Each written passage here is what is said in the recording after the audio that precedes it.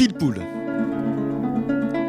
Dialogue pour le temps présent et pour les temps futurs.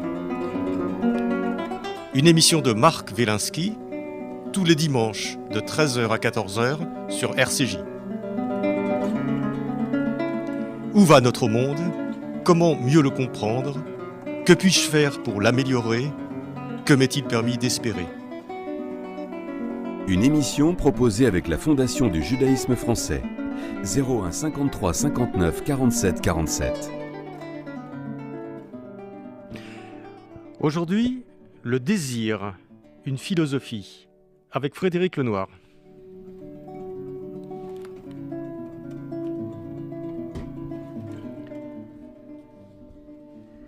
Désirer vivre, ce n'est pas simplement être en vie, c'est nous laisser entraîner par l'élan vital qui nous conduit à créer, à aimer, à nous dépasser.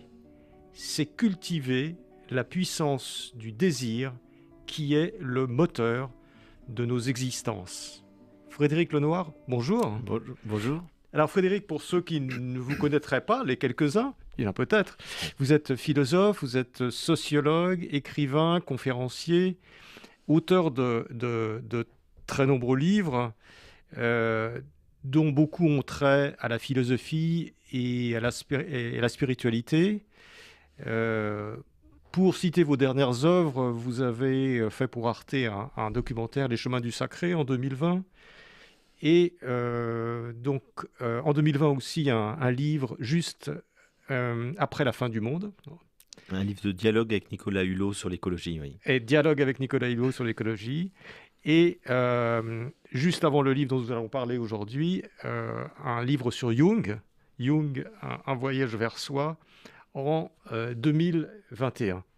Et nous parlons aujourd'hui du livre Le désir, une philosophie. Alors, c'est tout à fait saisissant lorsqu'on prend votre livre et qu'on se pose des questions sur le désir. Est-ce que le désir humain est par nature insatiable, infini? C'est une des questions qu'on se pose en prenant votre livre. J'en suis intimement convaincu.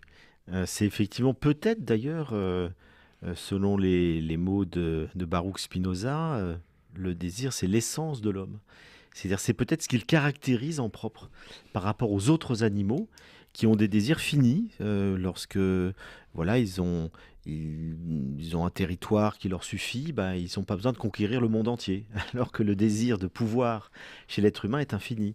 Lorsqu'ils ont le cadre de vie qui leur permet de survivre, ils s'en contentent. Alors que l'être humain n'est jamais satisfait. Sur le plan matériel, une fois qu'on a quelque chose, on veut toujours autre chose. Et puis ce qui est valable dans l'ordre de l'avoir, je crois, est valable aussi dans l'ordre de l'être. On n'a jamais fini de désirer connaître.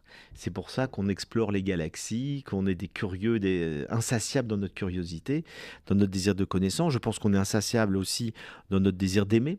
Il n'y a pas de limite à l'amour. Insatiable dans notre désir de spiritualité. Le désir de Dieu est infini et il n'y a pas de limite à ça. Donc je crois, oui, même si on ne peut pas se mettre dans la tête des autres animaux, mais je crois que probablement que c'est une singularité de l'être humain d'avoir un désir infini. Ouais.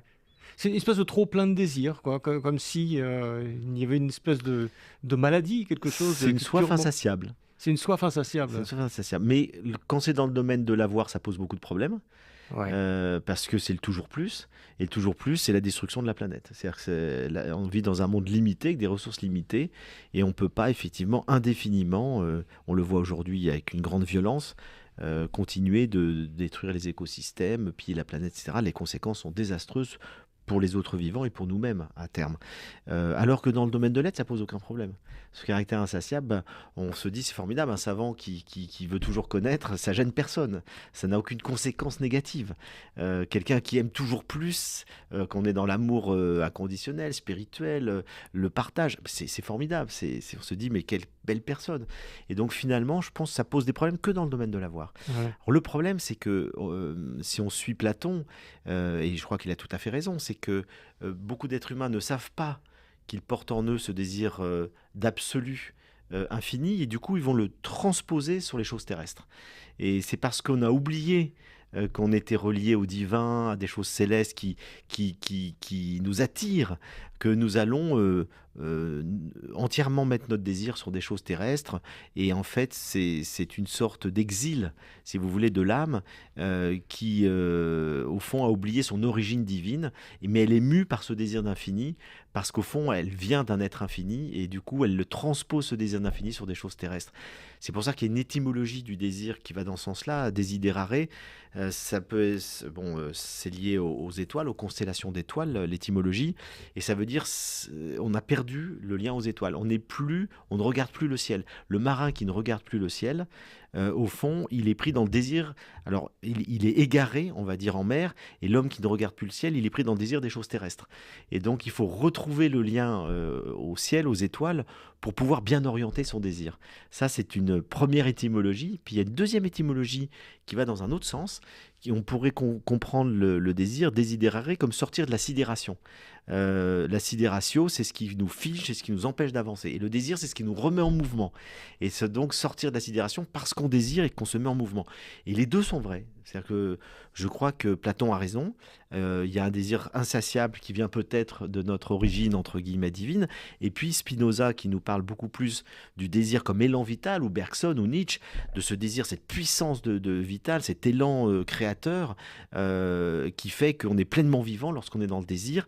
Eh bien, je crois que les deux sont tout à fait vrais, et c'est ce que j'essaie d'explorer dans ce livre. Ouais. Alors tout à fait, on est au cœur un peu de votre livre, hein. Je rappelle Frédéric Lenoir, donc Le désir, une philosophie. J'ai peut-être pas dit que c'était aux éditions Flammarion, je ne sais plus si je l'ai dit ou pas. En tout cas, on ressent bien dès le début que ce qui vous a intéressé, c'est ce côté un peu biface du désir. Il y a le désir d'être et le désir avoir. Le désir d'avoir nous mène à des conséquences effroyables, infinies, etc. Alors que le désir d'être nous mène à nous surpasser. Et c'est cette vision très, très nette et très claire qui anime toute votre réflexion. Oui, tout à fait. Je pense que c'est au cœur de tout et au cœur des problématiques actuelles. C'est que comme on est beaucoup plus dans le désir d'avoir aujourd'hui que dans le désir d'être globalement, parce qu'on est dans un monde, alors là, il y a des raisons à ça, hein. C'est que je crois que on peut dire que l'idéologie ultralibérale qui veut vendre des objets de plus en plus, nous pousse par la publicité, etc., à consommer de plus en plus. Et tout ça est né au début du XXe siècle, hein, dans les années 20 aux États-Unis, où il y avait une production qu'il fallait écouler, on ne savait pas comment l'écouler, et pour pas arrêter les chaînes de montage, on s'est dit il faut faire de la réclame pour donner envie aux gens d'acheter. Donc on a créé des désirs. Les besoins sont pas du tout, on n'a pas besoin d'avoir un frigidaire forcément beaucoup plus grand, on n'a pas besoin d'une voiture surpuissante quand la vitesse est limitée, mais on va vous faire de la réclame en disant votre voisin a une Ford Mustang 8 cylindres et vous n'avez que 4 cylindres. Bon. Et donc c'est comme ça, par la comparaison, par le mimétisme, qu'on a créé des besoins et des désirs. Et on est en plein dedans. C'est-à-dire qu'aujourd'hui, un jeune, s'il n'a pas la dernière marque de smartphone, de Nike, etc. et tout, eh ben, il se sent déclassé, il se sent dévalorisé. Donc à travers le besoin qui est tout à fait universel de comparaison sociale, la publicité et toute la société de consommation créent en permanence des nouveaux désirs qui deviennent des besoins. C'est-à-dire qu'on se dit on a absolument besoin, si j'ai pas un ordinateur très puissant, un smartphone, un machin, ou une voiture, enfin, on se sent obligé d'avoir tout ça, sinon on se sent déclassé. Et là, c'est évidemment un énorme problème. Puisque si tout le monde vivait comme ça, c'est-à-dire le standard de l'American Way of Life, hein, eh bien, il faudrait 7 planètes pour que toute l'humanité puisse vivre selon ce modèle-là. Alors là, on sent bien qu'on est au bout du modèle. On est complètement au bout de tout ça. Quoi qu'on fasse. Mais on a beau être à bout de tout ça, ça continue d'exister comme si de rien n'était. Ouais. C'est-à-dire que on est envahi de publicité, le consumérisme marche à fond. Et d'ailleurs, je pense qu'une des raisons de ça aussi, c'est que plus les gens vont mal, et aujourd'hui beaucoup de gens vont mal, eh bien on se rattrape sur l'avoir. C'est-à-dire que le fait d'acheter, de dépenser, ça fait du bien. On se remplit. On se remplit, exactement. Ouais. Alors qu'on va mal parce qu'on a des problèmes à un autre niveau. On va mal parce qu'on a des problèmes dans sa vie amoureuse, parce que notre vie n'a pas de sens, parce que c'est des choses beaucoup plus profondes. Notre mal-être est lié à des choses beaucoup plus profondes. Et au lieu d'aller chercher une nourriture qui serait beaucoup plus une nourriture de l'être, donc une nourriture spirituelle, une nourriture de vie intérieure, de se nourrir de beauté, d'art, de la nature, de la culture, eh bien, on va s'acheter un nouveau sac à main, une nouvelle paire de pompes, etc. Et ça nous comble quelques instants, quelques jours, quelques semaines, tout au mieux. Et hop, ça, c'est reparti. Et donc, c'est pour ça que je crois que c'est important d'avoir conscience que l'être humain étant un être de désir, il a besoin de se remplir, mais qu'il remplisse son être, je dirais, plus que effectivement simplement l'avoir, puisque là, c'est infini, c'est source de frustration, de convoitise. Hein, la convoitise, c'est désirer ce que les autres possèdent, ça crée de la violence, et puis de toute façon, c'est ingérable au niveau écologique. Mais est-ce qu'on n'est pas... Quel est votre sentiment là-dessus, à vous, Frédéric Lenoir? Est-ce on n'est pas à la fin de ce monde-là? Vous leur semblez dire que on le sait intellectuellement, mais que finalement, on est toujours dans ce mouvement-là qui a démarré au XXe siècle avec la production, etc. La publicité, évidemment, qui joue là-dessus, et qu'on est resté dans cette société, appelons-la rapidement la société de consommation. Oui, je crois qu'on est encore en plein dedans. On l'a vu quand il y a eu la Covid. Mais il est urgent d'en sortir. Oui, mais vous vous souvenez, en 2020, quand il y a eu le confinement, tout le monde s'est dit, ça y est, on va changer de mode de vie, on va ralentir, on va aller vivre à la campagne. Bon, certains l'ont fait, hein, mais bien vite, les choses sont redevenues comme avant. Parce que dès qu'on est sorti du confinement, la première chose que les gens ont fait, c'est de consommer. C'est d'aller au resto à fond, c'est d'acheter des magasins et fringues. Ils étaient en manque de quelque chose qui s'est traduit dans le domaine de la consommation. Et donc moi, je crois que beaucoup de gens ont conscience de la problématique écologique, souhaiteraient en sortir, mais n'arrivent pas à changer leur mode de vie. Et on est tous un peu comme ça, soyons honnêtes. Moi, c'est vrai que quand je sens que mon ordinateur commence à plus avoir de mémoire et tout, bah, je vais acheter un modèle plus puissant, etc. Donc, finalement, c'est très dur d'en sortir. Puisque dès qu'on a un peu les moyens, on se dit, bon, bah voilà, autant avoir quelque chose de plus performant. Et donc, là-dessus, je crois qu'on est un peu prisonnier de ce modèle du toujours plus, où on va toujours plus loin dans l'ordre de l'avoir et de la consommation, et que la prise de conscience, des fois, ne suffit pas à changer nos modes de vie. Alors, on peut le faire à des petites échelles. Moi, je vois dans ma vie, je fais attention à certaines choses, mais pas surtout. Et donc là, c'est très difficile de changer ses habitudes. Alors, justement, Frédéric Lenoir, dans ce livre, vous parlez évidemment de ce désir insatiable, de ce désir de l'avoir, et à côté de ce désir que j'appellerais désir du manque, c'est le désir où il faut se remplir parce qu'on a toujours l'impression de manquer de quelque chose, qui conduit à l'insatisfaction, au malheur, vous nous proposez d'autres schémas du désir, d'autres visions de ce désir qui, vous l'avez dit, est le propre de l'homme, et vous parlez de ce désir puissance. Alors qu'est-ce que c'est que ce désir puissance qui conduit à la plénitude et d'une certaine façon au bonheur? Voilà, on voudrait bien le connaître, si vous avez... Mais alors, je disais tout à l'heure, au fond, il y a deux grands philosophes du désir, c'est Platon, qui nous parle du désir manque, avec l'image du tonneau des Danaïdes qui se remplit jamais. Donc voilà, c'est sans fin, on veut toujours ce qu'on n'a pas. Ça se vide au fur et à mesure, donc c'est infini. Et puis c'est Spinoza, qui lui, au XVIIe siècle, nous dit il n'y a pas que le désir manque, il y a le désir puissance. Il nous dit le désir, c'est le moteur de l'homme, c'est son essence, c'est ce qui fait qu'il est pleinement vivant. Et donc, il ne s'agit pas de diminuer ou de limiter, ou voire même d'éradiquer le désir, comme l'ont prôné un certain nombre de traditions ascétiques, hein, aussi bien dans l'Antiquité qu'en Orient que dans les traditions spirituelles, notamment chrétiennes. Il ne s'agit pas de ça, il s'agit de cultiver le désir, puisque c'est la force de l'être humain, c'est son moteur, mais de bien l'orienter. Et donc, toute la philosophie de Spinoza repose sur ce qu'on appelle le conatus, c'est-à-dire faire l'effort que fait l'être humain pour persévérer et pour grandir dans son être. Et cet effort, le conatus, c'est le désir. Et donc, c'est cette puissance vitale qui nous pousse à grandir. Et Spinoza nous dit, lorsque nous arrivons à grandir, à augmenter notre puissance vitale, à réaliser nos désirs profonds, on est dans la joie. Et lorsque on n'y arrive pas, lorsqu'on ne peut pas progresser, lorsqu'on rencontre des obstacles, on est dans la tristesse. Et donc, il s'agit d'aller de plus en plus dans la joie et évidemment de quitter de plus en plus la tristesse. Et pour ça, il faut savoir cultiver le désir, mais bien l'orienter. Parce que souvent, nous orientons nos désirs vers des objets ou des personnes qui nous diminuent et donc qui nous rendent tristes. Par exemple, si vous aimez une personne qui vous fait du mal, et ça arrive très souvent, on peut tomber amoureux de quelqu'un qui est finalement destructeur à notre égard, hein, qui va avoir un comportement, qui va nous rabaisser, etc. Et tout. Et plein de gens, pour des raisons un peu névrotiques, à cause du contexte de leur famille, quand ils étaient enfants, etc., vont tomber sur des compagnons ou des compagnes qui vont reproduire un schéma dans lequel, et Freud l'a très très bien montré, le mécanisme de reproduction dans lequel finalement on va rester dans un scénario névrotique. Et bien, si on oriente nos désirs, et ça arrive souvent dans la vie amoureuse parce qu'il y a plein de projections inconscientes, vers des personnes qui nous diminuent, qui nous empêchent de nous épanouir, d'être pleins en nous-mêmes, on sera triste. Alors que si on oriente nos désirs vers des personnes qui nous aiment comme on est, qui nous respectent, qui nous aident à grandir, à nous accomplir, ben on sera dans la joie. Et donc il s'agit, et toute la clé est là pour Spinoza, d'avoir des idées adéquates. C'est-à-dire que nos désirs soient accompagnés d'une conscience, d'idées justes qui nous permettent de bien orienter nos désirs vers des choses, des idées, des personnes qui nous font grandir et qui nous mettent dans la joie. Mais ça, Frédéric Lenoir, d'accord, mais quand on est amoureux, je veux dire qu'on n'est pas en train de se poser la question, est-ce que la personne en face va me faire grandir ou va au contraire m'étriquer? Est-ce qu'elle va m'apporter de la joie en augmentant ma puissance ou est-ce qu'au contraire elle va diminuer mes possibilités? On est amoureux, on ne se pose pas le genre de questions. Donc à quel moment est-ce qu'on se dit, tiens, c'est peut-être pas la bonne personne En fait, c'est de la lucidité. Spinoza appelle à la lucidité, c'est-à-dire, et Freud à sa suite tout autant.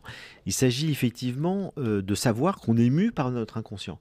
On est mu par toute une série d'affects, hein, d'émotions, de sentiments qui sont encore une fois, se sont développés en nous à travers toute notre histoire de vie, notamment notre petite enfance, et d'être le plus conscient possible de ça. Et donc se dire, par exemple, j'ai eu un père maltraitant, et j'ai eu un premier compagnon qui m'a maltraité, le deuxième, je vais essayer d'être lucide, d'être vigilant. Pourquoi je suis attiré par lui? Est-ce que c'est parce que c'est un modèle que j'ai en tête et que je reproduis indéfiniment? Et donc cet effort de lucidité va nous permettre, au fond, de mettre à jour des choses que nous avons en nous qui fait que nous avons des idées inadéquates, nous dit Spinoza, un imaginaire qui est pollué par toutes sortes, je dirais, d'expériences infantiles, etc., qui fait qu'on va vers des personnes qui ne nous conviennent pas. Et lorsqu'on fait une thérapie, le but c'est de devenir lucide et conscient, et donc de sortir de ce mécanisme de répétition. Donc je dirais, c'est exigeant, ça nous demande de la lucidité, de l'introspection, de l'observation, de l'expérience, et de se dire, là je suis attiré très fort par cette personne, mais pourquoi? Et d'essayer de détecter, et là ça demande de connaître un peu l'autre, parce qu'il y a beaucoup de gens qui s'embarquent à fond, parce que inconsciemment ils sont attirés par la personne, mais quand on observe les gens, qu'on les connaît un peu mieux, souvent on démasque, je dirais, leur véritable nature. Parce que évidemment qu'un pervers, par exemple, il va pas vous dire je suis un pervers, il va être charmant, il va être adorable, mais observez-le, voyez comment il se comporte, essayez de connaître un peu son passé. Et puis là on va s'apercevoir qu'il y a des choses qui ne sont pas dites, qui ne sont pas immédiatement perceptibles, mais qui en même temps peuvent vraiment nous poser problème. Donc Spinoza, il nous appelle au fond à observer, analyser, réfléchir, à faire œuvre de lucidité pour ne pas tomber dans les pièges de l'inconscient qui fait qu'on va être immédiatement, spontanément, biologiquement, inconsciemment attiré par des personnes qui ne nous conviennent pas du tout. Mais on ne le voit pas tout de suite. Oui, j'ai oublié de dire que vous étiez un grand spécialiste de Spinoza. Vous avez écrit un livre aussi qui s'appelle Le miracle Spinoza. Le miracle Spinoza. Non pas que Spinoza croit au miracle, parce qu'il n'y croit pas du tout, mais Spinoza est un miracle. C'est-à-dire que l'existence de cet homme qui a tout compris, qui est en avance de 3 siècles sur son temps, 17e siècle, qui a fondé une éthique révolutionnaire, une premier exégète critique de la Bible, etc. Donc c'est vraiment pionnier des Lumières. C'est lui le premier philosophe, un siècle avant Kant, Voltaire, etc., qui a prôné la démocratie avec une séparation du politique et du religieux. Enfin, c'est un génie absolu et des fois on se dit mais comment un tel homme a-t-il pu exister? Ouais. Il est apparu, c'est une espèce d'apax. Il est apparu comme ça dans mais comme Mozart, hein, voilà, il y a quelques génies comme ça. Ouais. Mais alors, revenons sur cette histoire de désir, parce que je ne veux pas vous lâcher là-dessus. C'est tout à fait passionnant ce que vous racontez sur cet aspect désir, où on reproduit, on est avec des personnes qui ne sont pas forcément les bonnes. Mais est-ce que ça veut dire que quand on tombe en amoureux, il faut tout de suite faire une petite enquête pour être sûr que voilà, on n'est pas en train de se fourvoyer? Ça dépend. Est-ce que c'est pas se retenir dans la vie, ça peut être compliqué. Et je vous pose la question inverse. Est-ce qu'on peut rencontrer une personne dont on n'est pas a priori amoureux pour des tas de raisons et qui serait peut-être la personne qui nous ferait grandir, Alors, comme vous dites? là, je répondrai tout de suite oui. C'est-à-dire qu'il y a souvent des relations où il n'y a pas de passion au départ, parce que justement, il n'y a pas forcément de projection, d'attente inconsciente et tout. Et puis on se dit, cette personne, elle est sympa, on s'entend bien. Et donc, ça démarre sur une amitié, sur une complicité, sur une bonne entente. Et progressivement, le désir peut naître à l'intérieur d'une relation qui est déjà solide. Il y a des amis, ils se connaissaient depuis 10 ans, puis un jour, ils se sont dit, mais après tout, qu'est-ce qu'on est bien, mais vivons ensemble. Mais ce n'est pas la passion, et notamment le désir sexuel, qui a été au départ de la relation. Alors après, si on veut vivre ensemble et fonder une famille, tout, c'est bien d'avoir du désir sexuel, bien entendu, mais ça peut venir dans un second temps, dans certaines relations. Le désir sexuel, lorsqu'il vient, il vient tout de suite, c'est le fondement de l'attirance entre les êtres, lorsqu'il y a une séduction. Mais il est très souvent inconscient, lié à un tas de choses inconscientes, et donc ça demande un effort, effectivement, et vous avez raison, on n'a pas envie forcément, on aime la passion d'ailleurs. Ouais, voilà ça. Vous êtes un peu à contre-courant Ouais. parce qu'on est Mais dans une bien sûr, société on qui cultive la valorise passion. voilà, la passion, l'immédiateté, Ouais, le mais flash, après, le coup de cœur, mais le on- Tinder, le clac, Ouais, je le veux, mais- j'en ai besoin, je veux toi Ouais, tout mais de vous suite. savez quoi, les jeunes en reviennent. C'est-à-dire que j'ai tout un chapitre dans mon livre consacré à la sexualité des jeunes, des 15-25 ans, et il y a plusieurs enquêtes qui montrent qu'aujourd'hui, plein de jeunes ne veulent plus de ça.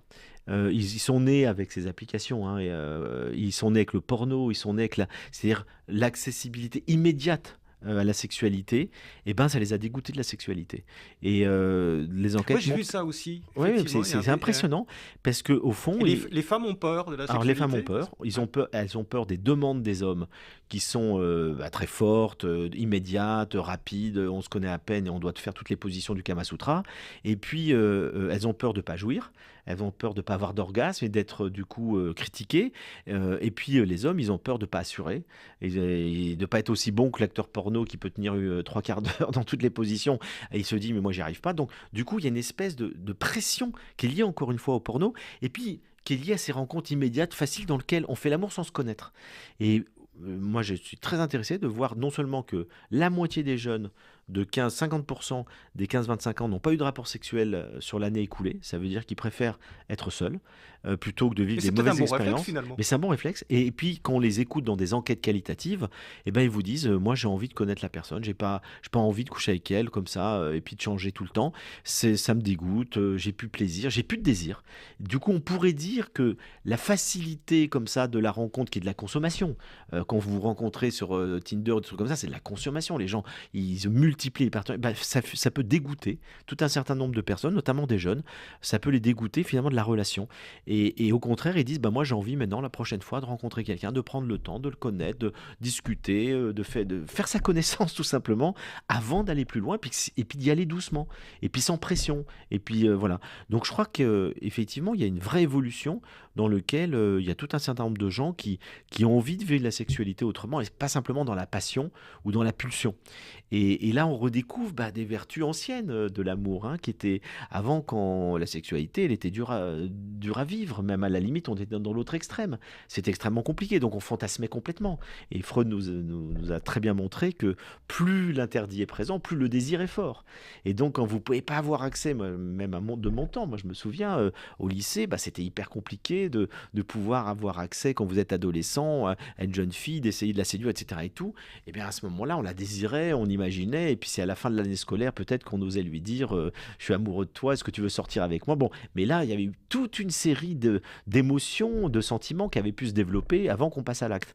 Et donc ça, on redécouvre la force du désir qui naît, qui se déploie, qui se nourrit de l'attente.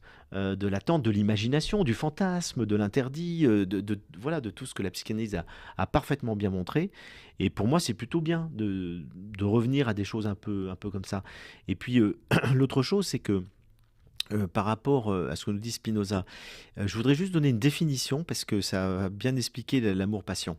Lorsqu'il définit l'amour, vous savez, quand vous avez lu l'éthique de Spinoza, c'est des phrases très courtes, c'est très incisif et il faut souvent le lire 3-4 fois pour bien la comprendre.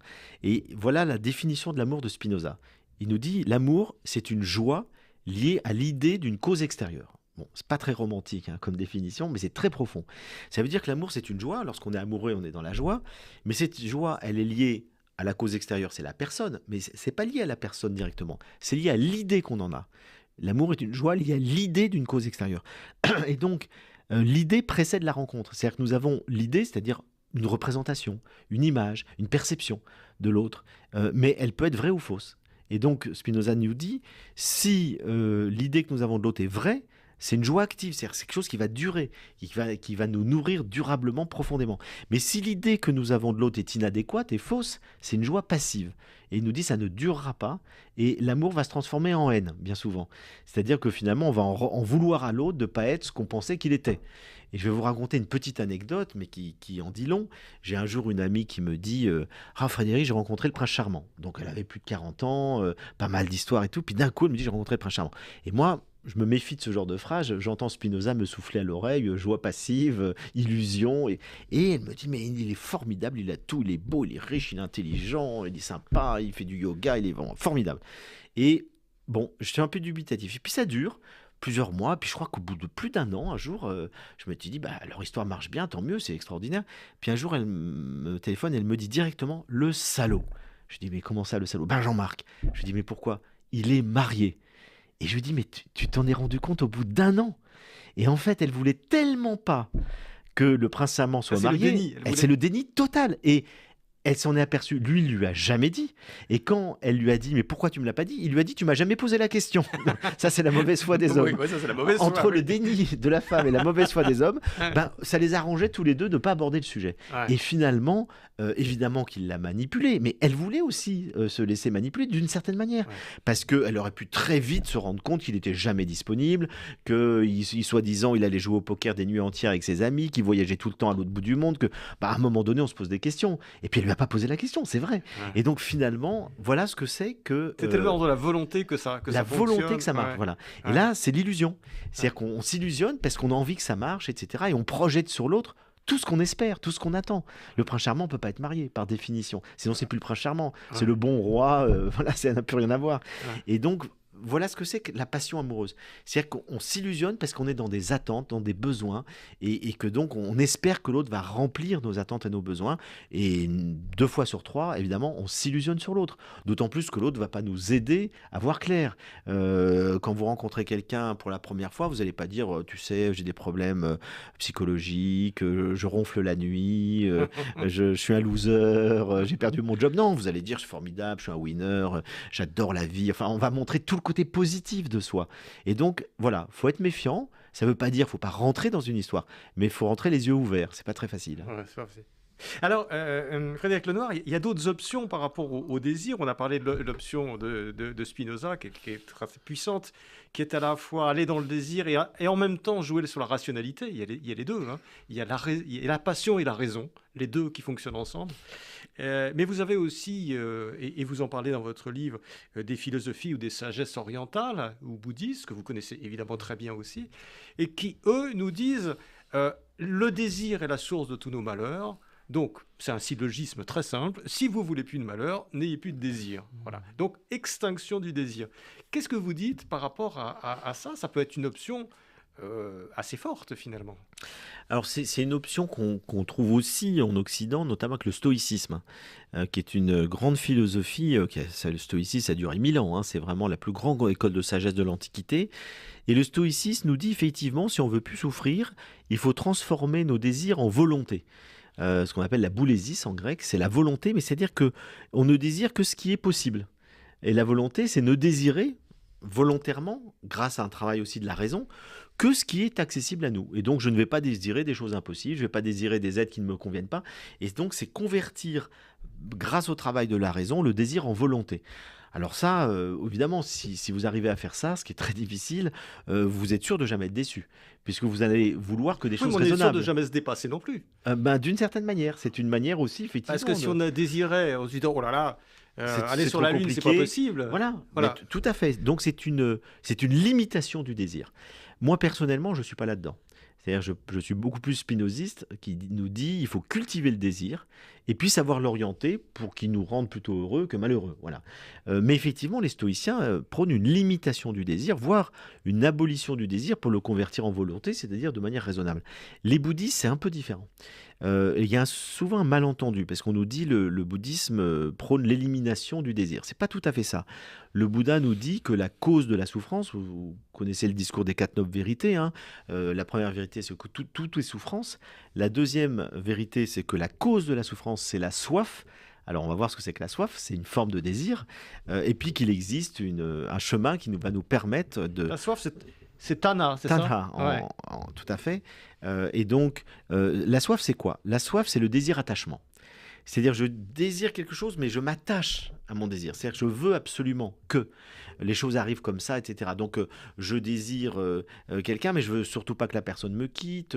Je désire tout ce qu'on désire, on s'attache aux choses, on s'attache aux êtres. Et donc, si les choses ou les êtres nous quittent ou si on ne les obtient pas, on est malheureux. Et donc, ce que prône le Bouddha, c'est non pas une extinction du désir, c'est une extinction de la soif, c'est-à-dire ne plus être dans l'attachement qui est lié au désir. Et donc, autrement dit, désirer avec détachement. C'est-à-dire, oui, je désire quelqu'un, mais si la personne me quitte, ben, je l'accepte. Oui, je désire réaliser telle chose et tout, et puis si ça ne marche pas, c'est pas grave. C'est le détachement. Et qui n'est pas de l'indifférence, c'est juste avoir la sagesse de dire, je ne m'accroche pas aux choses, je ne m'accroche pas aux êtres. Et ça, c'est la sagesse, évidemment. C'est une forme de grande sagesse, qui est, on n'empêche pas le désir, mais on sait accepter que la vie ne réponde pas forcément à nos désirs. Mais sinon, le désir est toujours présent dans le bouddhisme, parce que je vais prendre un seul exemple. Un ermite qui va aller méditer dans l'Himalaya pendant 30 ans dans une grotte, il va renoncer à tout sur le plan matériel, mais il est habité par un désir extrêmement puissant, qui est celui d'atteindre l'éveil, et celui de venir en être à tous les êtres vivants, hein, qui est le vœu du bodhisattva, qui est de la compassion active pour tous les êtres vivants. Et il va méditer pour que la souffrance diminue partout sur Terre. Donc il est habité par un désir très puissant, mais un désir qui est un désir de l'être, et pas un désir de l'avoir, première chose. Et deuxièmement, s'il n'y parvient pas, c'est pas grave. Donc il fait tout pour atteindre l'éveil, mais s'il n'atteint pas l'éveil... Ouais, mais qu'est-ce qui se passe s'il n'y parvient pas? Parce que si on investit toute sa vie sur le désir d'aider les autres, etc., de la méditation, et, le meilleur et à un moment donné, qu'est-ce que ça fait? On a perdu sa vie, on a raté sa vie. Ce que nous disent les sages, c'est que le meilleur moyen de ne pas atteindre l'éveil, c'est de se cramponner au désir d'atteindre l'éveil. C'est-à-dire, plus on veut quelque chose, souvent moins on a de chances de l'obtenir. C'est-à-dire qu'il faut désirer intensément, mais avoir cette forme de détachement, cette forme, vous savez, de mise à distance des choses. Et moi, je vois très bien dans la vie ça. Quand vous désirez trop quelqu'un, par exemple, vous êtes amoureux de quelqu'un, mais la personne, vous allez tellement l'étouffer, votre désir va tuer finalement la séduction. Il faut savoir mettre un peu de distance, il faut presque avoir l'air un peu détaché. Vous savez, c'est un truc de séduction très connu qu'on voit dans tous les films. Il faut avoir l'air un peu détaché pour que l'autre s'intéresse à nous. Parce que sinon, notre désir devient étouffant, impossible. Donc, je crois que pour beaucoup de choses dans la vie, faut avoir un peu de détachement, ce qui n'empêche pas d'avoir un désir profond. Et à ce moment-là, les choses vous viennent des fois plus facilement quand vous vous cramponnez pas absolument à elles. Et au résultat. Ouais. Alors, tout ça, en fait, est très subtil. Tout ça est très subtil. Et dans votre analyse du désir, alors, dans ce livre, hein, le désir, une philosophie, Frédéric Lenoir, vous explorez évidemment toutes les dimensions, toutes les phases du désir, et vous nous parlez de quelque chose qu'on a découvert que très récemment, finalement, qui est le désir mimétique. C'est-à-dire qu'on a l'impression spontanément que le désir, on a envie de quelque chose, c'est-à-dire qu'on voilà, on voit un verre d'eau ou un verre de coca ou un verre de whisky, j'en sais rien, et on en a envie, on a le désir, on a l'impression d'une relation entre nous et la chose extérieure. En fin de compte, on s'aperçoit, ça c'est le désir mimétique, vous allez nous expliquer un petit peu ce que c'est, que finalement le désir est toujours médié par l'extérieur, que c'est pas une relation de nous à un objet, que c'est tout autre chose. Alors cette idée qu'on a que nous avons des désirs tout à fait spontanés, authentiques et tout, vient beaucoup du romantisme, ce grand courant de pensée du 19e siècle qui valorise l'authenticité, la sincérité, etc. Et donc, voilà, nous avons ces désirs sont spontanés. Et des gens qui ont bien montré que toute cette idée était quand même extrêmement, en grande partie en tout cas erronée, ce sont les grands romanciers, hein, notamment du 19e et 20e siècle, Stendhal, Proust, avant Cervantes, Dostoïevski, et ces grands romanciers nous montrent à travers leurs romans qu'en fait l'essentiel de nos désirs sont mimétiques, c'est-à-dire que nous désirons ce que les autres désirent. Prenons par exemple Stendhal, Le Rouge et le Noir. Eh bien, le héros, Julien Sorel, il passe son temps, pour progresser socialement, à désirer ce que les gens qui l'admirent désirent. Et c'est comme ça qu'il va réussir à prendre sa place dans la société. Et celui, Monsieur Drenal, qui va l'employer comme précepteur de sa fille, il va l'engager parce qu'il est persuadé qu'un de ses concurrents qu'il déteste veut l'engager comme précepteur de ses propres enfants. Et donc, il va adopter le désir de l'autre. Lui-même, Julien Sorel, à un moment donné, quand il veut conquérir ou reconquérir le cœur de Mathilde, s'était éloignée de lui, il va séduire une autre femme, et du coup, Mathilde va voir qu'elle a une concurrente, et elle va désirer le désir de l'autre. Et donc, en fond, Le Rouge et Noir, ce n'est que du désir mimétique. Et si vous lisez Proust, c'est pareil. Proust nous dit qu'enfant, le petit Marcel, il désirait ce que les adultes qui l'admiraient désiraient. On lui dit que tel livre de philosophie est formidable, il trouve ce livre formidable. Que la Berma, une cantatrice célèbre à l'époque, est formidable, il s'ennuie à mourir, il s'endort pendant le spectacle, mais comme la personne qui l'admire le plus dit c'est la plus grande cantatrice du monde, d'un coup il se met à désirer, à aimer cette cantatrice. Et donc, je pourrais prendre 1000 exemples, mais Madame Bovary, qui calque sa vie sentimentale sur les romans à l'eau de rose sentimentaux qu'elle a lus dans son adolescence. Et donc, au fond, la plupart de nos désirs, nous montrent ces romanciers, sont médiatisés par le désir des autres. Et la personne qui l'a parfaitement montré, c'est René Girard, qui a écrit un livre formidable qui s'appelle Mensonges romantiques. Donc, philosophe du XXe siècle. Voilà, ouais. Et vérité romanesque. Et il étudie tous ces romans pour montrer comment, à travers l'acuité intellectuelle, l'observation de ces écrivains, ils ont compris que l'essentiel de nos désirs n'étaient pas des désirs personnels, mais des désirs mimétiques. C'est-à-dire que nous désirons ce que les autres désirent, nous avons un modèle, et on le voit très bien dans la publicité. La publicité, c'est je désire ce que mes voisins désirent, je désire ce que une star qui présente le parfum désire, je m'identifie à elle, et c'est par le phénomène d'identification que je vais désirer. Et donc finalement, les adolescents passent leur temps à désirer ce que leurs copains désirent. Enfin, on est dans le mimétisme. Alors, René Girard nous dit tous nos désirs sont mimétiques. Et je pense qu'il exagère. C'est-à-dire qu'il existe des désirs plus personnels, plus spontanés, qui correspondent à notre singularité. Et donc, à mon avis, il y a les deux. Voilà, tout simplement. Il ne faut pas généraliser. On pensait tous qu'avant, on n'avait que des désirs personnels. Après, on nous dit non, tous vos désirs sont mimétiques. Je pense que la vérité est entre les deux. Ouais. Il n'empêche que René Girard et tous ces auteurs, et c'est pour ça qu'ils sont tellement intéressants, ont découvert quelque chose qu'on n'avait pas révélé avant, enfin qui était vraiment sous nos yeux, qui est qu'effectivement, on désire un peu ce que les autres désirent. Comme vous l'avez dit, nos parents, toute la pub quand on est enfant, repose là-dessus. Ouais, alors, toute la pub repose là-dessus, et sur la comparaison sociale. C'est parce que les autres ont ça qu'on veut ça aussi. C'est comme ça qu'on sera valorisé socialement. Et puis, un enfant, il commence par désirer ce que ses parents désirent, ce que les adultes autour de lui désirent, les adolescents désirent ce que leurs copains désirent. Et puis, la publicité joue à fond là-dessus pour que les enfants, les adolescents, etc., par la pub, aient envie, on crée du désir, hein, comme je le disais tout à l'heure, aient envie de ce que les autres ont aussi. Alors, ce qui est quand même très paradoxal, c'est qu'aujourd'hui, depuis une vingtaine d'années, la publicité, elle est plus subtile. Elle joue moins sur le mimétisme, comme dans les années 20 aux États-Unis, on disait votre voisin a une Ford 16 cylindres et vous 8 cylindres. Bon, voilà, c'était très lourd. Aujourd'hui, on nous dit si vous voulez être vous-même, pleinement vous-même, prenez tel parfum, telle voiture, tel rasoir, etc. On nous vend l'accomplissement de soi qui est à la mode. Voilà, ça fait 20 ans qu'on parle d'être soi, etc. Bon, eh bien, au fond, ce qui est ridicule, c'est qu'on vous vend ce slogan « Soyez vous-même » pour des produits vendus à des centaines de millions d'exemplaires. Et tous les gens qui vont avoir le même rasoir, le même parfum, se disent « Je suis moi-même parce que j'ai ce parfum », mais tous les autres sont pareils. Et donc, au fond, on est dans une standardisation incroyable, dans un mimétisme où tout le monde imite tout le monde. Et c'est ça qui rassure les gens, finalement. Ils n'ont pas envie d'être eux-mêmes. La plupart des gens, ils ont envie de ressembler aux autres.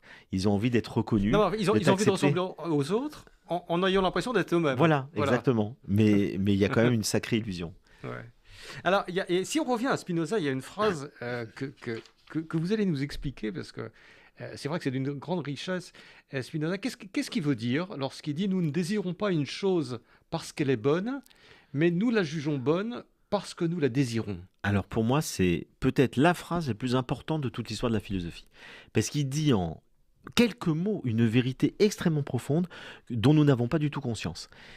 Au fond, qu'est-ce qu'il nous dit ? Il nous dit, nous pensons spontanément que c'est parce qu'une chose est bonne que nous la désirons.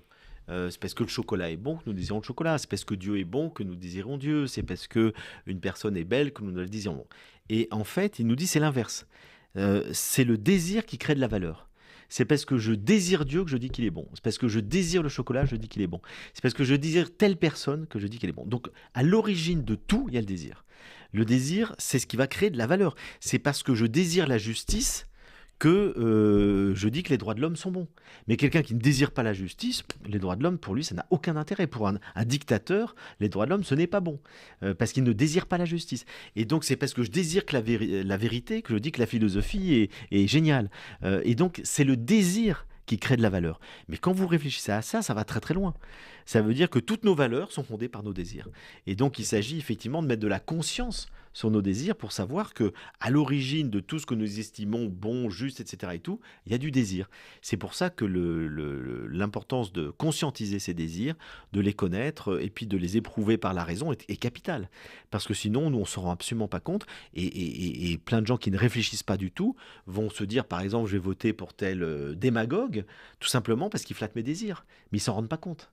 C'est-à-dire que quand vous rencontrez un démagogue qui va vous dire tout ce que vous avez envie d'entendre, que tous les problèmes du monde viennent des étrangers qui sont chez vous, etc., vous allez voter pour lui parce que ça flatte quelque chose en vous, mais qui n'est pas forcément rationnel, qui n'est pas forcément juste, qui n'est pas relié non plus à des valeurs de justice et de vérité, etc. Et donc je crois que Spinoza nous montre là que la limite de nos démocraties. Et il le dit très clairement dans l'éthique, non, dans le traité théologico-politique, il dit très clairement la démocratie, c'est le meilleur système qui soit, sauf que il faut pas voter avec nos affects, avec nos désirs, mais avec notre raison. Et qu'il faut mettre de la conscience et de la lucidité sur nos désirs, parce que sinon, on va voter pour des démagogues, pour des dictateurs, parce qu'ils nous disent des choses qu'on a envie d'entendre. Ouais. Mais ça, malheureusement, l'actualité va dans ce sens-là, parce que on ne peut qu'observer la montée des démagogies, on ne peut qu'observer la montée des populismes dans tous les pays du monde. Ça peut être aux États-Unis, ça peut être en Europe, ça peut être partout. Donc, est-ce que c'est une espèce de défaite de ce désir rationnel de Spinoza? Est-ce que quelque part, on n'est pas en train de reculer par rapport à ça? C'est vrai que depuis quelque temps, on est tous frappés de la montée en puissance des extrémismes liés sur du populisme, c'est-à-dire sur ce que les gens ont envie d'entendre, ce qui flatte les passions tristes, les peurs notamment.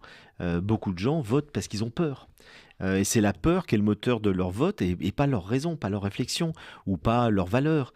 Et donc là, effectivement, on peut dire que le monde dans lequel on est globalisé de manière très rapide, avec un brassage culturel qui crée des chocs, des incompréhensions, etc., des ressentiments, fait que beaucoup de gens sont dans la peur et que ça fait monter effectivement des discours extrêmes ou démagogiques. Est-ce que vous êtes inquiet, Frédéric Lenoir? Je suis assez inquiet, oui. Alors je suis inquiet parce que je vois bien que les choses vont pas dans le bon sens actuellement.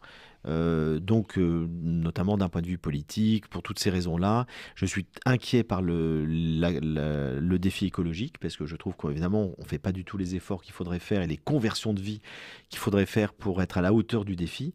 Je suis inquiet parce que les jeunes sont de moins en moins éduqués et partent très vite dans la violence, dans l'intolérance, etc. Donc tout ça m'inquiète. Mais il n'y a pas que ça, heureusement. Je vois des sources aussi d'espoir. Je vois que notamment, je le disais tout à l'heure, beaucoup de jeunes, on en parlait par rapport à la sexualité, qui ont un autre regard. Il y a beaucoup de jeunes qui sont très sensibles à l'écologie. Vous savez que les étudiants d'HEC, ils ont exigé maintenant d'avoir des cours à HEC, et c'est mis en place cette année sur les enjeux écologiques, et ils ne veulent plus rentrer dans une entreprise si elle ne présente pas, je dirais, des engagements en faveur de la planète, etc. Donc on voit, et je pourrais cumuler les exemples. Il y a plein de jeunes qui veulent plus bosser dans des super boîtes pour gagner plein d'argent. Ils veulent vivre simplement. Ils préfèrent gagner moins d'argent et vivre mieux. Donc ils vont faire de la colocation, du covoiturage, des machins. Ils sont pas dans le consumérisme, mais ils veulent une qualité de vie. Donc il y a les deux. Je dirais que le mouvement global, il est inquiétant, mais il y a plein de pôles de résistance et plein de gens qui en ont marre de ce système et qui cherchent à vivre autrement, à penser autrement. Donc ça me donne espoir aussi. Mais qu'est-ce que vous feriez, vous, Frédéric Lenoir, avec tout ce que vous savez, avec votre philosophie, si vous étiez un homme politique? Alors je sais bien que mettre des philosophes à la tête des États, ça n'a jamais donné de très très bons résultats. Mais dans quel sens est-ce qu'il faudrait aller? Vous avez dit tout à l'heure une phrase un peu un peu inquiétante. Vous avez dit, on atteint peut-être les limites de la démocratie Ouais. avec sous espèce. Qu'est-ce qu'il faudrait faire? Comment vous présenteriez Alors, je mettrai 2 choses dans mon programme essentielles. L'éducation, c'est-à-dire, dans l'éducation, introduire la philosophie dès l'école primaire, pour que les enfants apprennent à réfléchir, à discerner, à débattre. Et alors, je le fais à mon petit niveau. J'ai créé une association qui s'appelle SEV, ça veut dire Savoir-être et Vivre Ensemble, dans lequel on forme des animateurs pour faire des ateliers philo dans les écoles. En 5 ans, on a formé plus de 5000 animateurs. On a un agrément avec le ministère de l'Éducation nationale et on a touché plus de 200 000 enfants à qui on apprend à philosopher et on fait un parcours comme ça de 10 ateliers de philo dans l'année, mais ça change tout. Les enfants, ils apprennent à débattre, à réfléchir, à s'écouter et ils nous disent à la fin, mais on pense mieux ensemble, alors que chacun partait avec ses a priori, ses préjugés qui viennent de leur famille, qui viennent de leur milieu, etc. Et d'un coup, ils s'ouvrent à la diversité et donc à l'accueil de la pensée, d'une différence de pensée. Donc les ateliers philo sont des laboratoires de citoyenneté, de tolérance. Ça fait un bien fou. Donc moi, je le généraliserai et je ferai des ateliers de philo. Et c'est pas des cours de philo, hein, c'est les enfants qui pensent, mais on les accompagne. Et donc je ferai ça dans toutes les classes, dans tous les cours.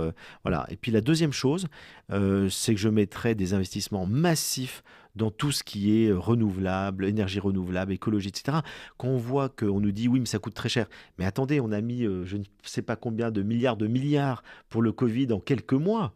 On a trouvé l'argent, on a fait marcher la planche à billets, mais pour qu'un défi vital pour l'humanité, infiniment plus important que le Covid, qui est le défi écologique, on n'arrive pas à le faire. Et donc là, bon bah non, on reste dans nos... Il y a les lobbies de l'énergie classique, il y a un tas de résistances. Donc je ferai péter tout ça en disant maintenant on investit massivement dans tout le renouvelable pour sortir d'énergie fossile. Mais bien sûr, mais si vous étiez, si vous vous présentiez sur cette plateforme, Frédéric Lenoir, et que vous aviez en face quelqu'un, bon, ne citons pas de nom, mais enfin, qui vous dit mais non, mais tout ça c'est à cause des étrangers ou tout ça c'est à cause de machin, etc. Et moi, je vais vous régler le problème en 2 temps, 3 mouvements, en organisant tout ça, en foutant les Ben, gens dehors, ben, etc. Peut-être je vous vais vous auriez peut-être dire. du mal à vous faire élire. Mais je chercherai pas à être élu. C'est-à-dire que moi, c'est pour ça que je suis pas un homme politique. C'est que mon programme, c'est un programme d'idées et je ne vise pas une élection, si vous voulez. Donc je me suis jamais présenté, je me présenterai jamais. Je n'ai pas cette ambition politique. Par contre, j'ai des idées dont je me dis elles peuvent nourrir des réflexions politiques. Mais si j'étais face à moi quelqu'un qui me dit, bien sûr que la présence massive d'étrangers dans un pays qui n'ont pas forcément la même culture, etc., et tout, pose beaucoup de problèmes, évidemment. Mais la solution qui consiste à dire on va tous les mettre dehors ou on va tous leur forcer à vivre exactement comme nous et tout, c'est une guerre civile. Et je pense que c'est pas cette solution. Donc il faut trouver d'autres solutions qui sont plus liées à l'éducation, à la pédagogie. Et nous, on fait beaucoup d'ateliers philo dans les zones où il y a énormément d'enfants issus de l'immigration. Et je peux vous dire que d'apprendre à réfléchir, à prendre du recul, etc. et tout, eh ben, ça va peut-être les aider à ne pas être justement après dans les solutions simplistes, dans la violence, etc. Donc je crois plus à l'éducation qu'à la guerre civile. Frédéric Lenoir, alors après le désir, Jung, Spinoza, quel est votre projet actuel? Dans quoi est-ce que vous êtes plongé? Alors, je suis plongé dans une grande fresque d'histoire des religions, c'est-à-dire plus exactement du sentiment religieux. Puisque je m'interroge depuis très longtemps, j'ai fait une thèse de doctorat de sociologie des religions, je m'intéresse beaucoup à la question pourquoi l'être humain est-il un animal religieux? Et au fond, c'est le seul. On ne voit pas du tout d'animaux construire des édifices comme des synagogues, des mosquées, des églises, des temples qui, entre guillemets, ne servent à rien. C'est-à-dire qu'il n'y a aucune utilité pour survivre. On est donc dans l'univers du symbolique. Et seul l'homme est un animal qui a développé un univers symbolique avec des lieux symboliques, avec des livres qui parlent de symboles, de choses qu'on ne voit pas. Personne n'a jamais vu Dieu. Pourtant, combien de livres ont été écrits sur Dieu et combien de gens prient Dieu toute la journée. Et donc, ça me passionne. Pourquoi est-ce qu'on est le seul animal religieux? Et je pars de la préhistoire jusqu'à nos jours pour montrer la naissance et l'évolution du sentiment religieux. Et puis dans la deuxième partie du livre, je m'interroge sur la raison de ça, en donnant la parole à des gens qui ne sont pas du tout d'accord entre eux. Donc je donne la parole à Freud qui nous dit c'est à cause de la mort, à Jung qui nous dit c'est parce qu'on a besoin de donner du sens à nos vies, aux neurosciences qui nous explique qu'on a un gène de Dieu dans notre tête qui fait qu'on a besoin effectivement de croire en des choses invisibles, aux sociologues, etc. Donc j'essaye de comprendre les raisons, mais elles sont complexes, multiples, j'ai pas de réponse définitive, mais je trouve que c'est une question passionnante. Vous viendrez nous en parler Mais avec plaisir. En attendant, je renvoie nos auditeurs et nos spectateurs à votre livre, donc Frédéric Lenoir, Le désir, une philosophie, un livre compact, pédagogique, très fort, bien écrit. Et avec le... Alors, j'avais pas vu le sous-titre Vivre aux éclats. Vivre aux éclats. Ouais. Le but, c'est de cultiver le désir pour vivre de plus en plus aux éclats et pas survivre. Très bien. Vivons aux éclats. Merci beaucoup d'être venu, Frédéric Lenoir. Merci. C'était Pile Poule, une émission de Marc Wielinski, que vous pouvez retrouver en podcast sur le site de Radio RCJ et sur les différentes plateformes, ainsi que sur YouTube. À dimanche prochain, 13h. Une émission proposée avec la Fondation du judaïsme français, 01 53 59 47 47.